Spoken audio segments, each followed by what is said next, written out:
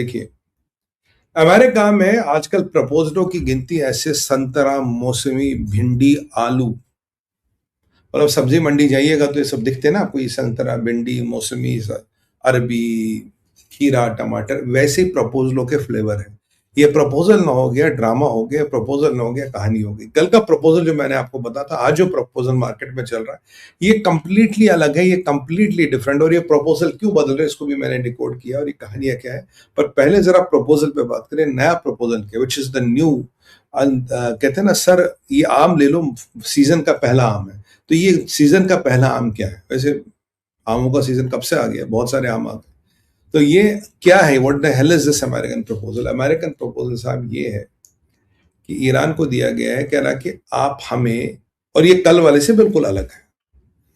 कल वाले प्रपोजल पे एक लाइन बोल दूं पहले। कल वाले प्रपोजल को लेके ट्रंप ने बोला ईरान के पास पहले 24 घंटे हैं, फिर ईरान ने बोला 48 घंटे बाद हम रिवर्ट करेंगे, फिर ट्रंप ने बोला ईरान के पास एक हफ्ता है।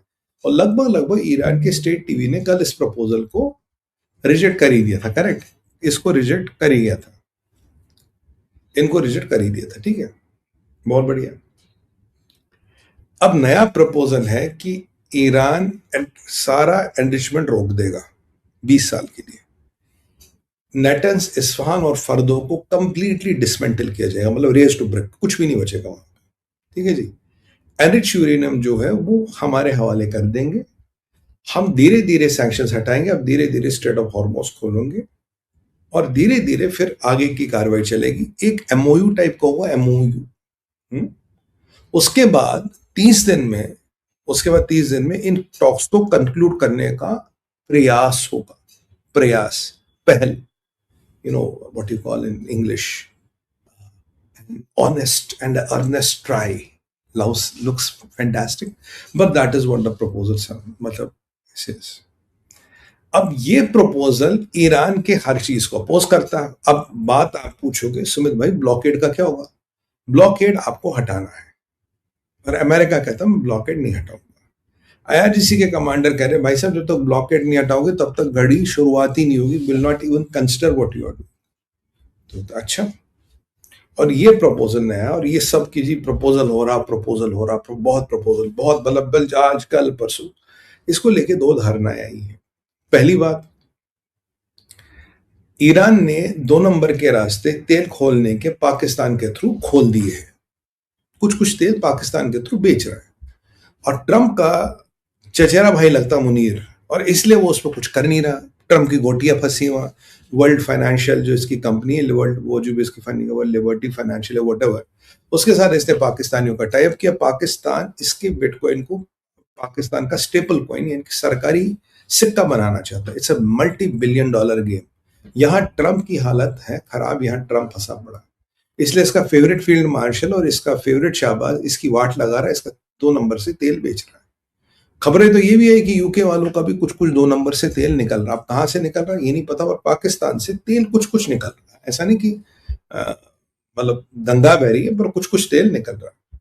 तो जो ईरान का होल्डिंग पावर है वो थोड़ा बढ़ जाता है। जो हम 3 हफ्ते 4 हफ्ते करते हैं, माना जाता है कि वो शायद 3-4 महीने तक खिंच जाए, ऐसा अमेरिका का असेसमेंट आया। कुछ लोगों का असेसमेंट इससे ज्यादा, पर जो मैंने इसका अध्ययन किया 2-3 महीने तक हो सकता है खिंच जाए। 3 हफ्ते से 2-3 महीने का गेम बन गया। तो ईरान के पास endurance to hold a blockade fundamentally increases, ये एक पॉइंट है। Because see Pakistan world liberty financial stable coin इनके ट्रंप का परिवार, विटकॉफ का बेटा, ट्रंप का बेटा पार्टनर, ये कहानी है। तो यहां गोटियां फंस गई ट्रंप की। ठीक है, और पेशावर वाला इसको धमकी दे दी, और बेंगाजी वाला अटैक हो ही रहा है। मतलब जो इसने अपना काउंसलेट निकाला जब अमेरिकन की भीगी बिल्ली बन गई थी। तो ये यह वाला पाकिस्तान का था। तो they can hold little bit more. ठीक है, यहाँ कहीं से ये यूके वाले भी कुछ कुछ तेल निकाल रहे हैं। अब इस प्रपोजल को लेके जो धारणाएं हैं वो ये है कि पीछे तेल की कीमतें बढ़ रही थी 126, 150। ट्रंप कह रहा था मुझे भी थी 250 जाएंगी। मैंने कहा भैया मरवाओगे क्या? $250 प्रति बैरल। मेरा जिहादी पाकिस्तान तो बेचारा 4 बार अपने आप को बेच पे स्कूट मोपेड में तेल नहीं भरवा पाएगा। आपको पता है ना, 4 बार पाकिस्तानी अपने आप को बेचे, मोपेड में तेल नहीं भरेगा, $250 हो गया। तो मैंने कहा नहीं नहीं ऐसा मत करो, बेचारों को वैसे भी गधे भी नहीं बिक गए वहां पे, अपना साइकिल चलाने लायक इनके औकात छोड़ो, $250 मत करना भाई। तो एनीवे, तो $250 होगा, ये ट्रम्प कह रहा है। वैसे ट्रम्प कुछ भी कह सकता है, बट ट्रम्प क्या करता है, जब तेल की कीमतें बढ़ती है, यूएस में तेल की कीमतें बढ़ती है, स्टॉक मार्केट हिलता, स्टॉक मार्केट हिलता, बॉन्ड मार्केट होता, बॉन्ड मार्केट होता, एफआईज का पैसा आता आया जाता। मैंने आज भारत विचार पे एक वीडियो डाला था कि भाई इंडिया के मार्केट से कितना एफआईज का पैसा निकला है, आज भारत विचार पे सुबह मैंने 8 बजे डाला था। अगर आपने नहीं देखो 10-12 मिनट का देख सकते हैं आप।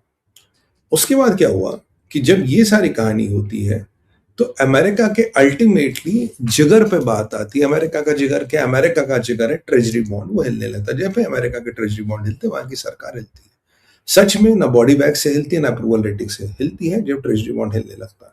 अब ट्रेजरी बॉन्ड को हिलाने के लिए फंडामेंटली नीचे ठीक करना पड़ेगा। हाँ, करीब 24,000 sellers from 87 countries are still stranded, और उन कंट्रियों का भी प्रेशर बढ़ रहा है। तो व्हाट डू दे डू?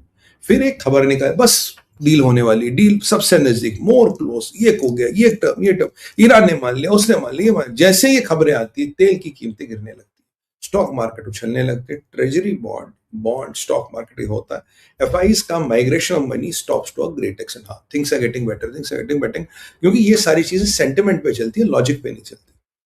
जैसे ये चीजें आती है तो आप देखेंगे मार्केट में स्थिरता आ जाती है। स्थिरता, ट्रम्प के थोड़े कॉलर, वी हैव हिट दम, ये सब नाटक शुरू हो जाता है। इस खेल में ईरान भी साथ खेलता है। क्यों? ईरान की करेंसी भी बिल्कुल फेलियर के कगार पे आ गई है। ये चीजें लेके उस करेंसी का जो 18 लाख रियाल टू $1, ये 19-20 लाख भी जाता, फिर फेल ही हो जाती। तो ये था शायद 18 लाख पे रुक जाता, ये 19 लाख नहीं जाता। तो ये ऐसी परिस्थिति जिससे अमेरिका भी फायदा, जिससे इजराइल को भी फायदा, जिससे यूरोप को भी फायदा, वो मेनली अमेरिका और ईरान दोनों को फायदा है।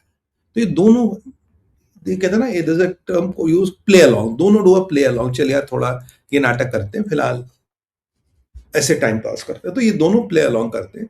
तो ये इनका एक यूएसपी है, ये एक खेल। तो इसीलिए मल्टीपल रिपोर्ट्स ऐसी उतार रहे, ये रिपोर्ट ही अब हो गया 24 घंटे 48 घंटे, बस का डील हो गई है, बस 2 कंडीशन रहती है। फिर आप देखते नया प्रपोजल आता, पुराना गाय, फिर ईरान कहता जी हमने रिजेक्ट कर दिया, फिर विटकॉफ जा रहा, पाकिस्तान जा रही। This is all to manage the sentiment of the market.